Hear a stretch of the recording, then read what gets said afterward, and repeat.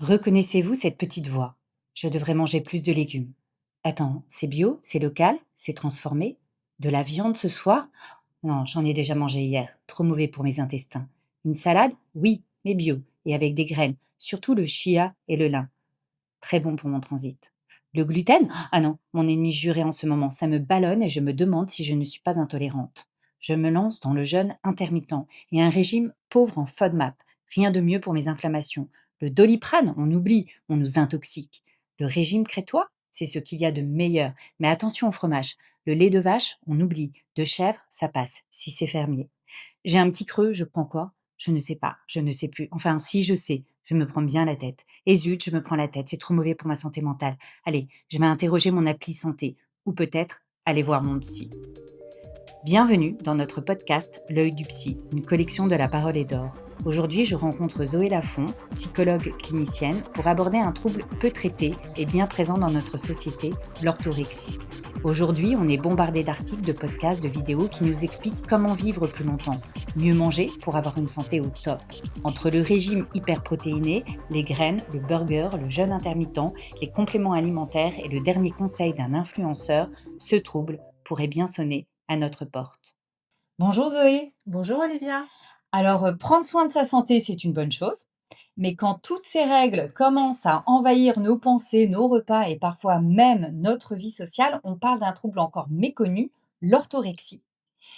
Alors, déjà, ma première question, mais c'est qu'est-ce que l'orthorexie, Zoé? Alors, l'orthorexie, ça vient du grec ortho qui veut dire droit, juste, comme dans l'orthographe, hein, il s'agit d'écrire les mots correctement, et de orexie qui veut dire appétit. Donc finalement, l'orthorexie, c'est avoir un appétit droit. Ok. Et alors, avoir un appétit droit, comment ça peut s'exprimer en fait dans la vie du quotidien?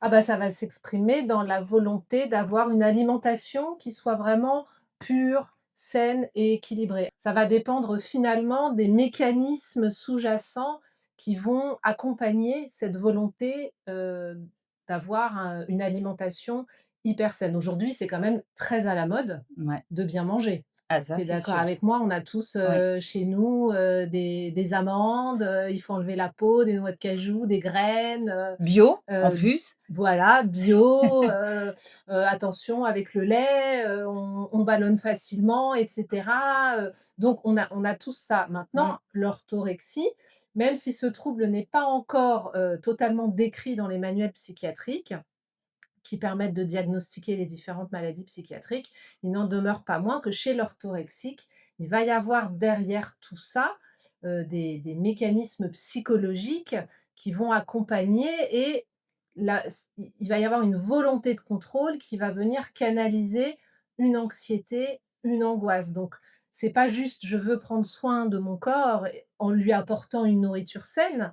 Il y a: «Je contrôle ce que j'ingère et ce contrôle vient, canaliser, réconforter mes angoisses et mon anxiété». Oui, parce que, écoute, on a tous envie, on est d'accord, d'être en bonne santé, comme on est en train de le dire.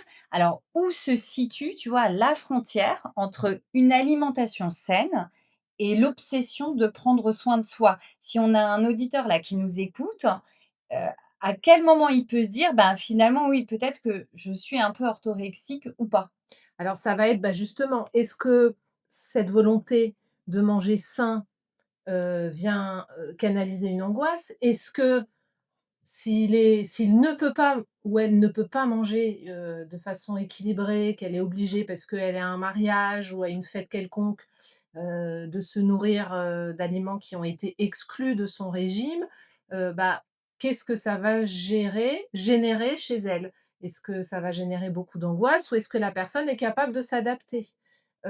Est-ce que, il y a un retrait social? Parce que parfois, ce besoin de manger équilibré va faire que les personnes ne veulent plus manger que chez elles et refusent d'aller au restaurant. Donc, il y a un impact sur le lien social. Il y a un impact évidemment, sur, l'anxiété, l'angoisse. Donc si, par exemple, je fais attention à mon alimentation, que je fais attention aux produits que j'achète, mais que bah, si j'arrive à aller à un anniversaire, à un mariage en me disant: «Beh, c'est OK, j'ai le droit à un moment donné de manger autre chose» et puis le corps, il sait aussi, gérer, les toxines, Mmh. globalement. Donc voilà, il sait aussi trier et il sait aussi s'adapter. Si je fais confiance à mon corps de s'adapter dans certaines situations, je ne suis pas dans un cas d'orthorexie. Exactement, c'est-à-dire que si tu es confronté à des situations où tu ne peux pas manger sainement et que finalement tu t'adaptes sans que ce soit une source d'anxiété majeure, sans que ça te prenne la tête, que tu y réfléchisses des heures, sans qu'il y ait de culpabilité, bon, bah, tu es pas du tout dans le cadre de l'orthorexie, tu es juste dans le cadre de: «J'essaye de bien manger, mais si je ne peux pas, c'est pas grave, je m'adapte». L'orthorexique, le mécanisme est totalement différent, il va faire en sorte que, d'adapter sa vie au fait qu'il puisse manger sainement, tu vois? On est OK. dans un mécanisme inverse. OK et c'est vrai que les réseaux sociaux, les influenceurs vont aussi, avoir, va jouer une importance, en fait, Ah aussi bah, ça là-dedans. c'est sûr, aujourd'hui, il y a un phénomène social, culturel, qui est majeur par rapport à cette idée que on doit manger bien. Tu as énormément de vidéos autour de: «Qu'est-ce que je mange, en une journée?» et on voit des filles Mmh. qui sont filiformes, qui mangent des quantités de nourriture. On se dit: «Mais comment est-ce que c'est possible?» Enfin, il y a quelque chose autour de montrer ce qu'on mange, comment on le mange. Je fais mon pain moi-même, j'ai planté, mes tomates.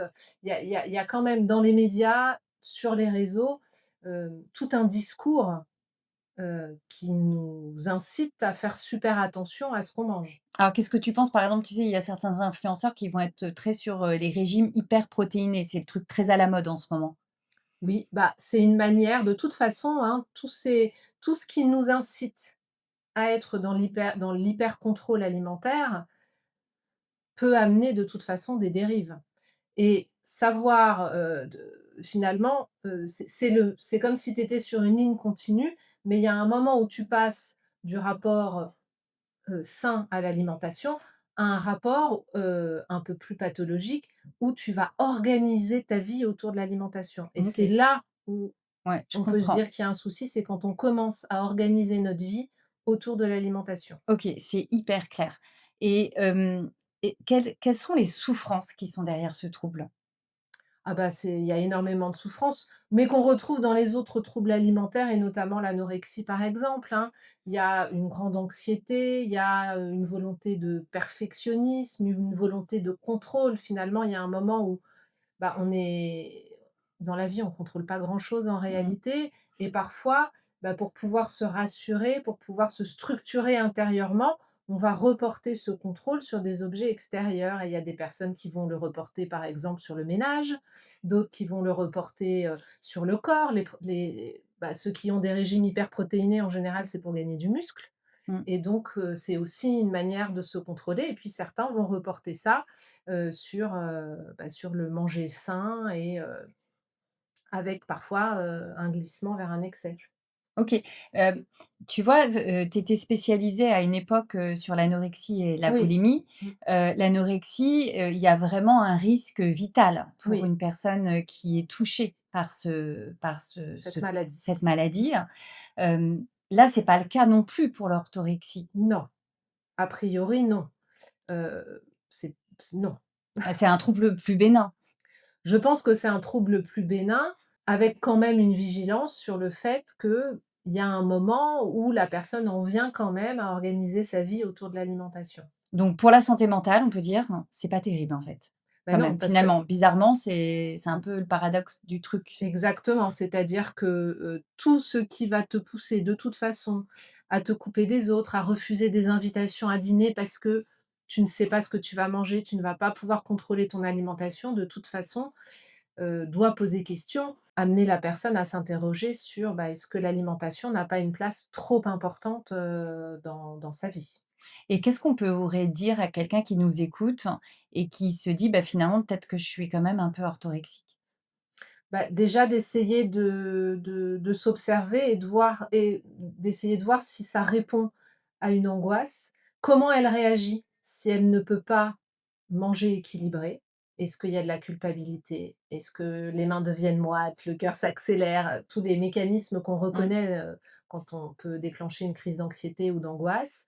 Donc s'observer, observer ses réactions et si effectivement elle observe, ce genre de mécanisme, bah, peut-être aller consulter. Après, tu sais, c'est toujours une question de: «Est-ce que ça me dérange dans mon fonctionnement ou pas?» OK. Le lien entre le norma la enfin, le passage entre le normal et le pathologique, il est: est-ce que les tocs que je mets en place, est-ce que les règles alimentaires que je mets en place, est-ce que ça entrave Mon ma vie, quotidien. mon quotidien ou pas? Si la réponse est non, bon, bah Si on vit bien avec, on vit bien avec, hein. exactement. Alors, Zoé, j'ai une dernière question. Y a-t-il un remède, hein, si un de nos auditeurs nous écoute et se dit, «Ben, finalement, ben, je suis peut-être atteint un peu d'orthorexie», voilà, qu'est-ce qu'on peut lui proposer? Quels sont les remèdes? Bon, alors déjà, s'il se pose cette question, c'est qu'il y a peut-être une souffrance, qui est là. L'orthorexie, c'est difficile parce que c'est quelque chose qui est quand même très valorisé dans la société. Quelqu'un qui fait attention à ce qu'il mange, on va dire: «Ah, c'est bien, il fait attention à son alimentation». Mmh. Donc il y a souvent quand même un déni par rapport à ce trouble. Mais une fois que la personne prend conscience ou qu'elle se rend compte qu'il y a une souffrance, il y a évidemment plein de solutions possibles, hein. Il y a les thérapies cognitivo-comportementales qui vont permettre petit à petit de réintroduire les aliments interdits, parce qu'il y a évidemment des aliments interdits. Le burger, la pizza, au secours, c'est plein de gluten. Il y a aussi les approches inspirées de l'ACT, la thérapie d'acceptation et d'engagement, qui elles vont plutôt travailler sur la flexibilité, psychologique et essayer de dépasser la rigidité qui va avec. Et puis des approches plus intuitives, que je connais beaucoup moins bien, qui sont autour des réapprentissages de signaux corporels, autour de la faim et de la satiété, qui peuvent être utiles en complément des autres approches. Mais en tout cas, il y a plein de solutions. OK, plein de solutions, donc c'est rassurant. Merci beaucoup, Zoé, pour ton regard sur l'orthorexie et à très bientôt, j'espère. À bientôt. C'était un podcast de la collection La Parole est d'or. Nous vous invitons à liker, vous abonner à la chaîne et à nous laisser vos commentaires. À très bientôt pour un prochain épisode.